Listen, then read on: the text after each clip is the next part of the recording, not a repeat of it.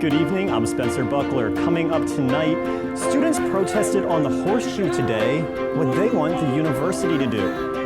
For the second time, a student is trying to send a message to President Caslin. The message painted outside of Russell House. And a student's father is taking aim at a group of Gamecock football players, what he's saying they did to his son. But first, the University of South Carolina now has 564 active cases of COVID-19. This is a significant drop from over 1,400 on Friday. USC's alert level remains low, and the amount of quarantine beds in use fell to about 65%. While the numbers of active cases decreased, the school only performed about 500 tests between Friday and Monday, with the positivity rate still around 20%. Saliva testing was suspended Thursday and Friday because a lab staffer became sick.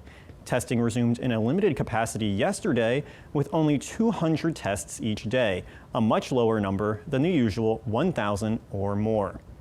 With low testing numbers and a still high number of COVID-19 cases on campus, students took to the Horseshoe, calling on USC President Bob Caslin to close the school down. SGTV News 4's Eliza Pearl-Philpott has more on the students' demands. When do we want it? Now! What do we want? More testing! When do we want it? Now! Today on campus, about 30 students gathered around 10:30 in front of President Bob Caslin's house to protest how they feel the University of South Carolina is handling COVID-19 on campus. Students marched around the Horseshoe and laid down in front of President Bob Caslin's house. A student who wishes to keep his name anonymous spoke with us about his disdain for U of SC's testing. I have friends across the campus who have been thrown into disarray not only by the existence of COVID-19, but the university's handling of it. The terrible process of testing that they've set up and has been repeatedly cut over the last few weeks is completely inefficient for determining whether or not students have COVID and where it's spreading, and yet our threat level, or whatever their meter is posted on their website, has remained at the lowest setting, or close to it, which is ridiculous. Students were organized by the U of SC socialists that posted this graphic to their socials. While Caslin was nowhere to be seen, student body president Izzy Rushton was on the site. I role as student body president that I can represent every single student view on our campus, whether it's to shut campus down or whether it's to keep campus in person. And so I wanted to make sure that I could hear everyone's concerns today and represent them to the best of my ability. On the Horseshoe, Eliza Pearl-Philpott, SGTV News 4. Thanks, Eliza Pearl. For the second week in a row, someone vandalized the Russell House, calling on President Caslin to close the university. SGTV News 4 reporter Lydia Blackstone has more on the incidents. As coronavirus cases have risen at an alarming rate on the U of SC campus, so has the opposition from students regarding the university staying open. Such messages have appeared both virtually and physically, with statements being painted on the side of Russell House this past week, not once, but twice. As you can see behind me, they're having to power wash the words off that appeared earlier this morning. Messages like this are becoming all too common on the side of Russell House. The vandalism directed towards university officials representing an opinion of many around campus. The person who painted the phrases on Russell House, wishing to remain anonymous, spoke with News 4 about why they chose to write out their words for the student body to see. I wanted to send a message to as many people as I could on a platform that wouldn't be as easily ignored as the ways that the school wants to receive feedback from students. I'd like for something to happen so that I don't have to continue this, but I didn't really ever plan to do these. In fact, last night, I pretty much decided to paint the second message because I couldn't get any sleep, and seeing those numbers keep going up on the COVID dashboard was making me a little nervous. Although a number of students agree with the opinion of the person who painted on the side of Russell House, others have shared their worries about possibly being sent home. What is your opinion about what was written on the side of Russell?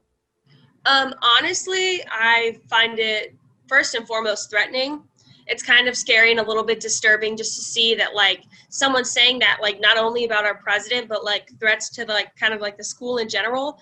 You're heard more when you rally around a big group of students, so they could have done a petition if they wanted us to get sent home. There was definitely other ways to go about the message they're trying to get across, that it's unsafe for all of us to be here, than just painting it. In remarks to the vandalism, University President Bob Caslin said to News 4 in a statement, "I strongly condemn the acts of vandalism that occurred recently at the Russell House.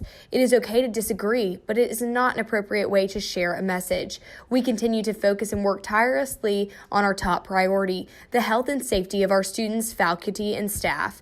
As we provide the best educational experience for our students, any student that does not feel safe has the option to take remote classes. However, I believe that the vast majority of our students want to be on campus and are willing to act responsibly to reduce the number of COVID cases." While it is still unclear whether more messages will be painted on Russell House, the words have echoed around the student body, causing organized protests that have been planned for later this week. On Green Street, Lydia Blackstone, SGTV News 4. Thanks, Lydia. The father of a student is accusing 13 football players of attacking his son at 650 Lincoln at the end of August. Travis Hall says that the group of players assaulted his son after he had a confrontation with two players a week earlier. Sources say Hall's son, Kamara, is also under investigation for vandalizing a player's apartment the day after the incident. The university says that this is an ongoing investigation and that both Coach Muschamp and athletic director Ray Tanner are aware of the allegations. When we come back, what COVID-19 numbers look like in the state and the latest on yesterday's shooting near Founders Park. We'll be right back. All flags, including the one at the South Carolina State House, will be flown at half-staff until... The alumni help inform South Carolina legislators about the many ways that USC benefits Baseball has started off their 2020 campaign 4-0 after sweeping Holy Cross, South Carolina at the Carolina State Fair. It is the national and international... 13 cases of infected people in the U.S., but experts here at USC say there is no reason... Tonight is doing their comedy sketches. That's another branch of SGTV. It's a big deal. It's going to be 60 again, but those showers are showing up. Tuesday it'll be 68th Super Bowl. In 50 years, they took down the San Francisco 49ers 31. First Filipinos in California in October of 1587.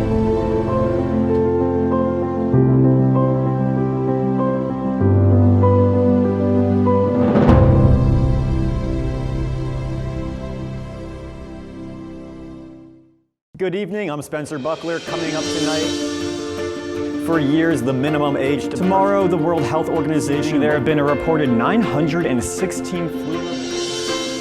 A study from the National Academy of Medicine Sam states... Turley and staffers here at the Big... Many members of the Carolina community... Hip Hop Wednesday is a culture phenomenon here at the University.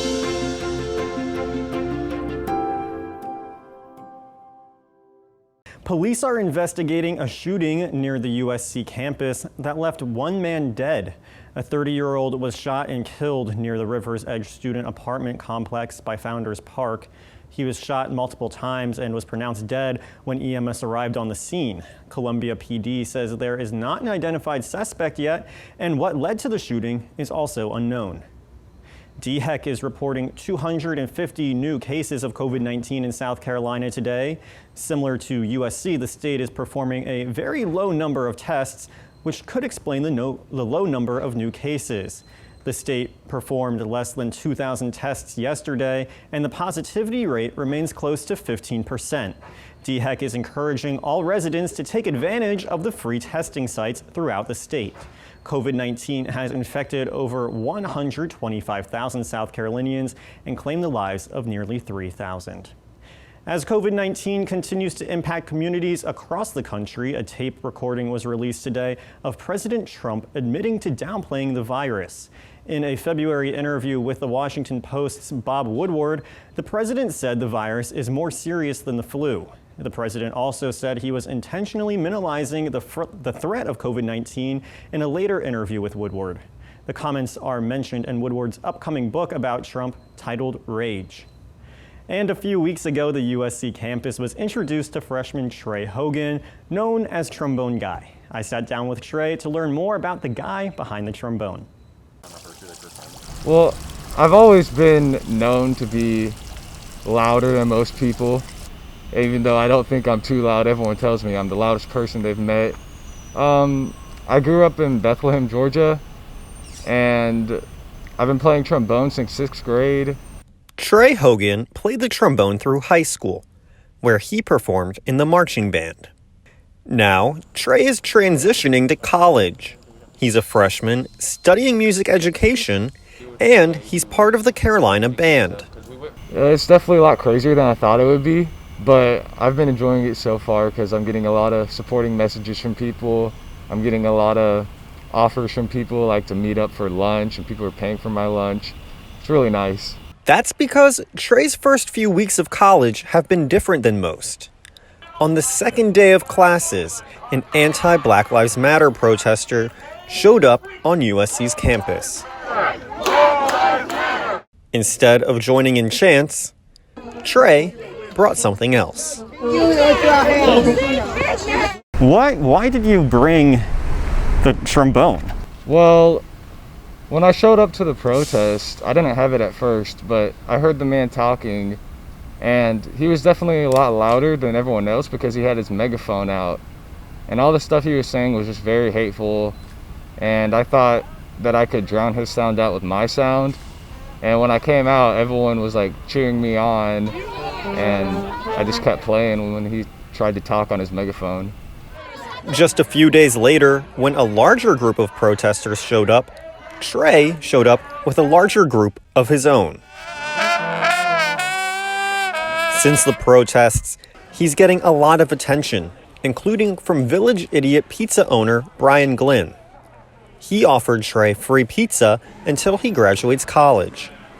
I just started laughing and thought to myself, like, this is like, I'd be giving this guy a high five if I was standing right there. So I just thought, you know what? Let's offer him some free slices. And then he was more excited that I showed up than me actually being there, which was really nice. And he said he was going to follow through with his pizza offer, which is like a dream come true, honestly. But for Glynn, the reason behind his offer was simple. I think that it's very important for people to start being honest with themselves and start understanding what that message is. And it is just a message of, hey, we're equal. Trey agrees. He says the death of George Floyd and the protests that followed helped open his eyes. Just like to put it simply, I just think Black Lives Matter. Like, I just think they do. And he was being like very discriminate towards like gay people. He was being discriminate towards other religion. And I don't agree with that.